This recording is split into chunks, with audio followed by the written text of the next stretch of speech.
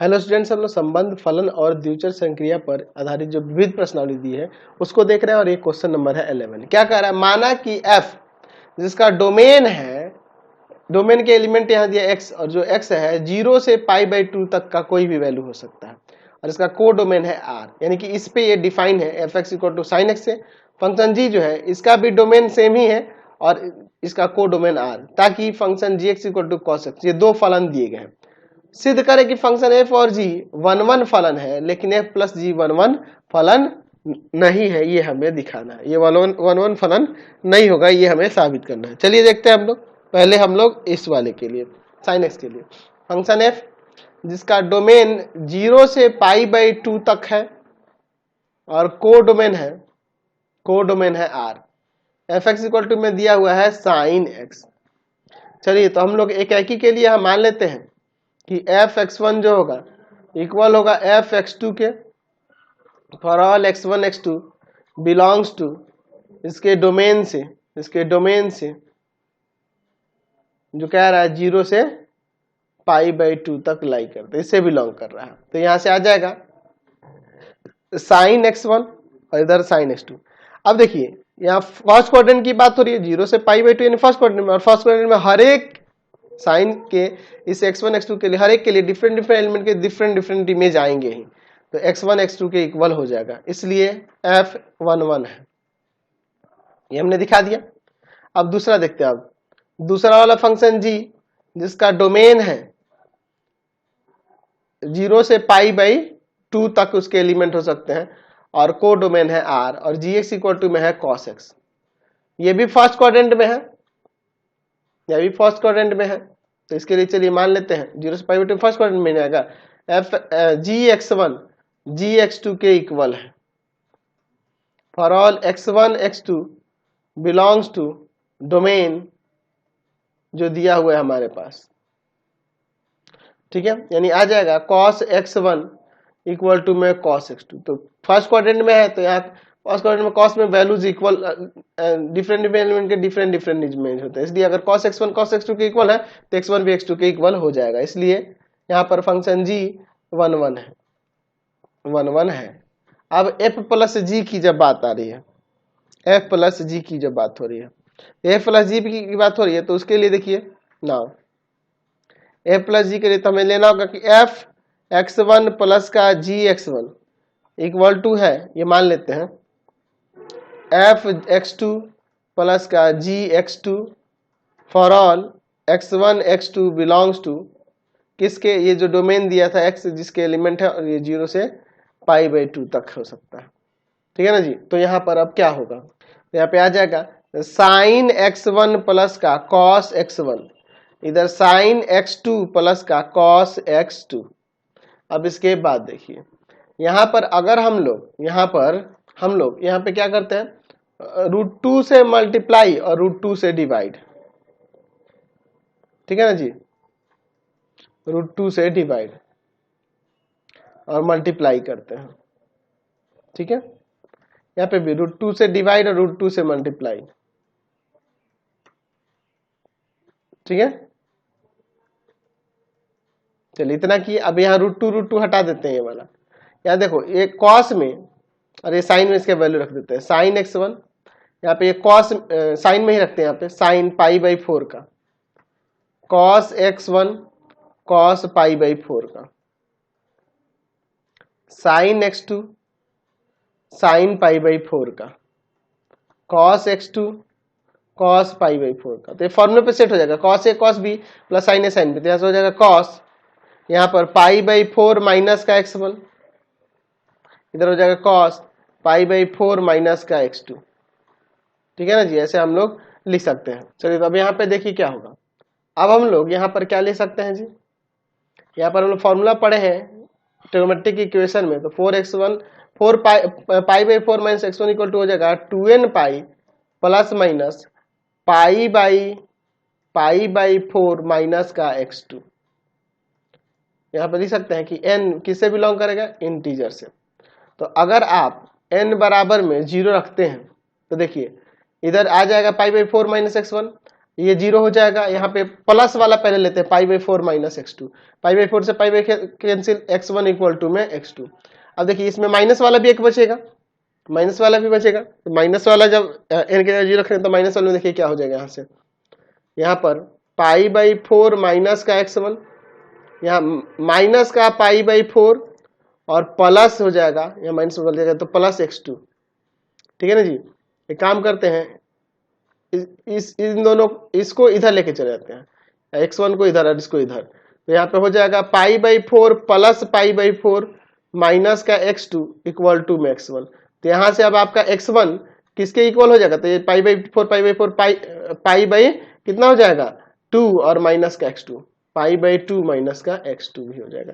तो x1 x2 के भी इक्वल है और π/2 माइनस x2 के भी इक्वल है। इसलिए हम लोग कह सकते हैं कि f प्लस g 1 1 नहीं है, क्योंकि दो प्रतिबिंब हो जा रहे हैं, दो अलग अलग आ जा रहे हैं एलिमेंट्स, जो x1 x2 के भी इक्वल हो रहा है और π/2 माइनस x2 के भी इक्वल हो रहा है, जो पॉसिबल नहीं होगा। तो इसलिए f प्लस g 1 1 नहीं है। नेक्स्ट क्वेश्चन देखते हैं 12 नंबर में क्या कह रहा है। फंक्शन f जो R2 है, डोमेन भी आ रहा है और को डोमेन भी आ रहा है, जहां fx equal to 4x plus 3 है, सिद्ध करें कि f का प्रतिलोम फलन f इनवर्स प्राप्त होगा, फिर f इनवर्स प्राप्त करें। चलिए हम लोग देख लेते हैं। फंक्शन f R2R पे किस तरह से डिफाइन है कि fx इक्वल टू में है यहाँ पर 4x प्लस का 3।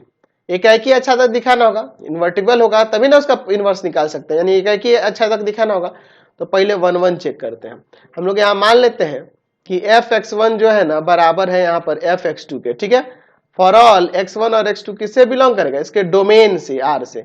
चलिए तो यहाँ पे हो जाएगा 4x1 प्लस 3 और इधर 4x2 प्लस का 3, 3 से 3 कैंसिल, 4x1 इक्वल टू में 4x2, 4 से 4 कैंसिल, x1 इक्वल टू में आ जाएगा यहाँ से x2। Therefore f is 1 1। Function f 1 1 हो गया। अब हम लोग अनटू के लिए बात करते हैं, ठीक है ना जी। अनटू देख लेते हैं।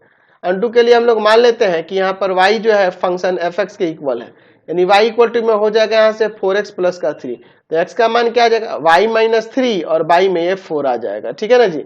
चलिए अब इसके बाद देखिए, यहाँ पे x का मान रियल होगा जब y आप रियल रखोगे, y की जगह कोई भी रियल वैल्यू रखोगे x का भी रियल आएगा। तो हम लोग लिख सकते हैं तो सहप्रांत R के सभी अवयवों का पूर्व प्रतिबिंब प्रांत R में है, इसलिए f अनटू है। अच्छा एक ही अच्छा 1 1 अनटू दोनों हो गया, इस अतः f इनवर्स का अस्तित्व है, ऐसा लिख सकते हैं।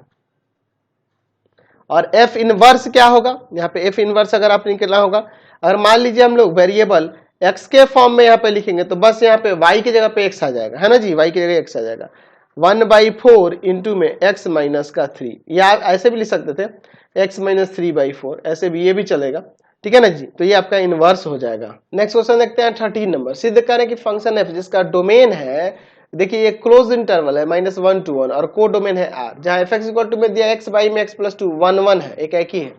फिर f के लिए, फंक्शन f के लिए जिसका डोमेन है -1 1 इसका क्लोज इंटरवल के अंदर और को डोमेन है a का प्रतिलोम फलन f इनवर्स याद करना है जब a क्या है, फंक्शन f का परिसर। तो जाहिर सी बात है फंक्शन f का परिसर दिया तो अच्छी बात है। चलिए अब इसके बाद हम लोग देखते हैं फंक्शन f जिसका डोमेन है -1 to 1 और को डोमेन है R, यहाँ पर fx इक्वल टू में दिया है x बाई x प्लस का 2। कह रहा है कि ये एकाएकी है, 1 1 है, पहले से ही कह रहा है, सॉरी ये हमें सिद्ध करना है कि ये एकाएकी है। यहाँ पे लिखा है सिद्ध करना है कि एकाएकी है, 1 1 है, और फिर इसके लिए हमें इसका इनवर्स भी ज्ञात करना है। चलिए देखिए इसका प्रमाण हम लोग मान लेते हैं एकाएकी के लिए कि fx1 का मान fx2 के इक्वल है और x1 x2 किससे बिलोंग करेगा, इसके डोमेन से -1 से 1 के बीच में लाई करेगा, और -1 1 भी हो सकता है। तो आ जाएगा x1 बाई में x1 प्लस का 2 और इधर x2 बाई में x2 प्लस का 2, क्रॉस मल्टीप्लाई कर लेते हैं यहाँ पर x1 x2 प्लस का 2x1 और इधर x1 x2 प्लस का 2x2, इससे ये कैंसिल, 2x1 इक्वल टू में 2x2, 2 से 2 कैंसिल, x1 इक्वल टू में x2। Therefore function f is 1 1, एकाकी हो गया। अब हमें यहाँ पर इसका प्रतिलोम इनवर्स प्रतिलोम भी निकालना है, तो प्रतिलोम फलन निकाल के जैसे एकाकी हो गया तो आच्छादक भी चेक करना होगा। चलिए अब अनटू के लिए पहले जांच कर लेते हैं। तो हम लोग मान लेते हैं कि y इक्वल टू में यहाँ पर आपका fx है, यानी कि यहाँ से y इक्वल टू में x बाई में x प्लस का 2 हो जाएगा, यहाँ पे x y प्लस का 2y इक्वल टू में x हो जाएगा। अब इसके बाद देखिए हम लोग क्या कर सकते हैं, यहाँ पे इसको उधर भेज देते हैं, 2y इक्वल टू में हो जाएगा x माइनस का xy, x कॉमन करते हैं तो यहाँ पर हो जाएगा 1 माइनस वाई, तो यहाँ से x बराबर में आ जाएगा 2y बाई में 1 माइनस वाई। इसका वैल्यू x का डोमेन, x का क्या था जी, हमें प्रतिलोम किसके लिए निकालना था, यहाँ पर यहाँ इसके लिए निकालना था। डोमेन यहाँ पर -1 to 1 है और को डोमेन a है, तो ये बिलोंग करेगा -1 से 1। जब y बिलोंग करेगा, y किससे बिलोंग करेगा जी, फंक्शन f के परिसर से, यानी कहने का मतलब जो a दिया था a से बिलोंग करेगा, a दिया था ना आपके पास, तो y का मान अगर इसके f के परिसर से रखते हैं तो हमारा x के वैल्यू -1 से 1 तक के बीच में लाई करेंगे। इसलिए हम लोग कह सकते हैं कि यहाँ पर लिख सकते हैं कि सहप्रांत क्या था जी, सहप्रांत a के सभी अवयवों का पूर्व प्रतिबिंब प्रांत -1 to 1 में है। इसलिए f अनटू है, जो हमारे पास दिया है किसमें, फंक्शन f किसके लिए बात हो रहा है, -1 to 1 टू यहाँ a में, जो आपके पास ऊपर दिया था सेकंड हिस्से में।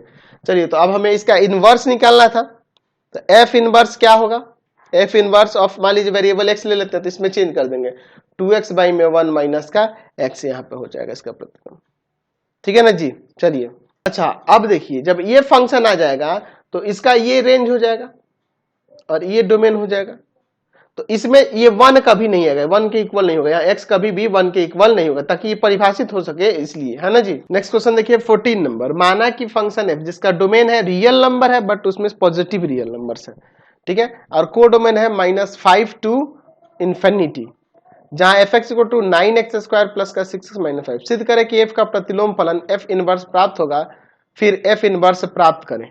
चलिए तो देखते हैं, फंक्शन f डोमेन है रियल नंबर पॉजिटिव वाले और इसका को डोमेन है -5 टू इंफिनिटी, पॉजिटिव इंफिनिटी तक, ठीक है, और जहां पर fx इक्वल टू में दिया हुआ है 9x² प्लस का 6x माइनस 5।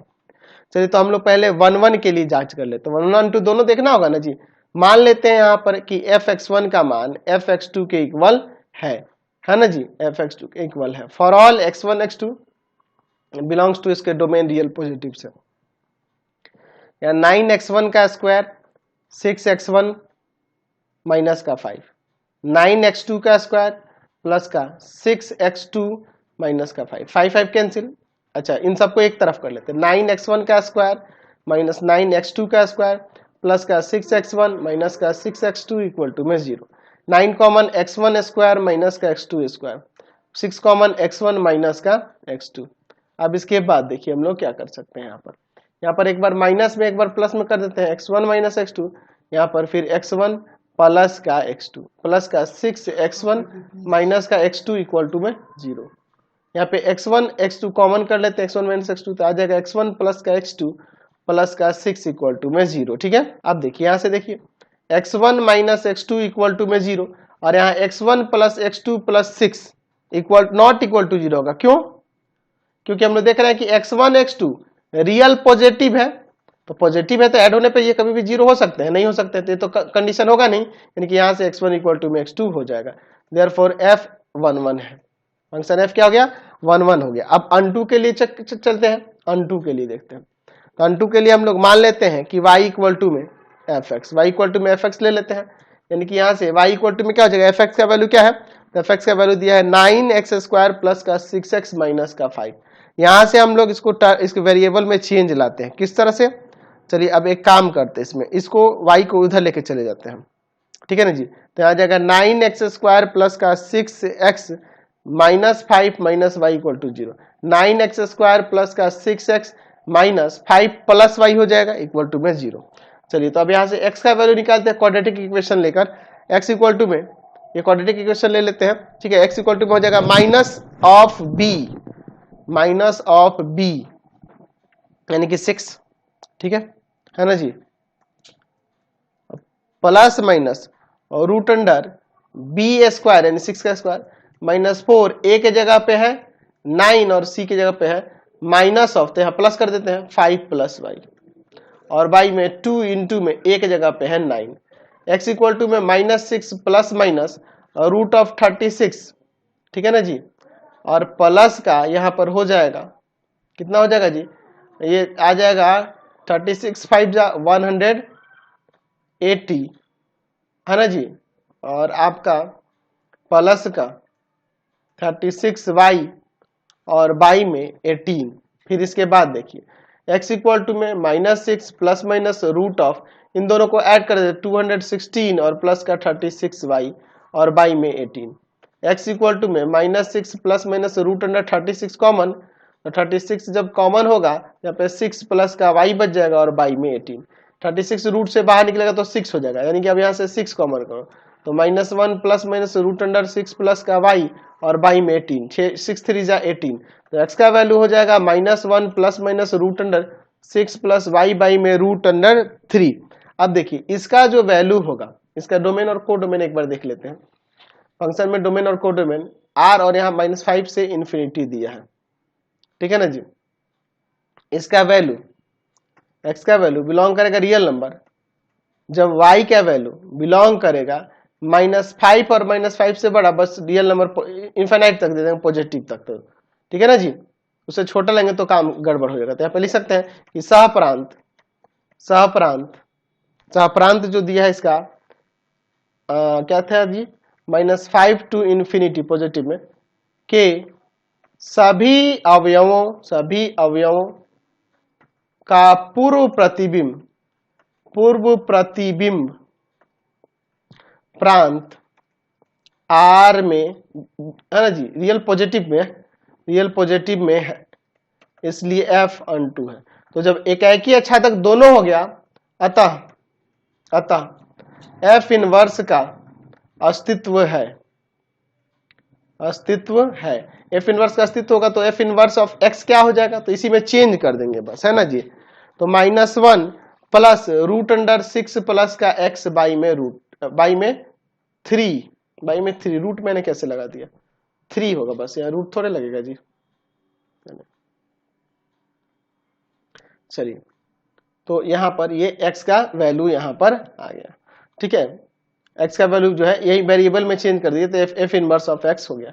आपको सर निगेटिव वाले क्यों नहीं लिए हैं, निगेटिव वाला क्यों नहीं दिया, तो इसमें देख रहे हैं कि ये पॉजिटिव को ही लाइक कर रहे हैं ना, तो निगेटिव वाला छोड़ देंगे इसमें, ठीक है ना जी, सिर्फ पॉजिटिव वाले को ही यहाँ पर ले लेंगे, समझ गए। चलिए क्वेश्चन नंबर 15 देख लेते हैं। सिद्ध करना है कि F इनवर्स का इनवर्स जो होगा F होगा।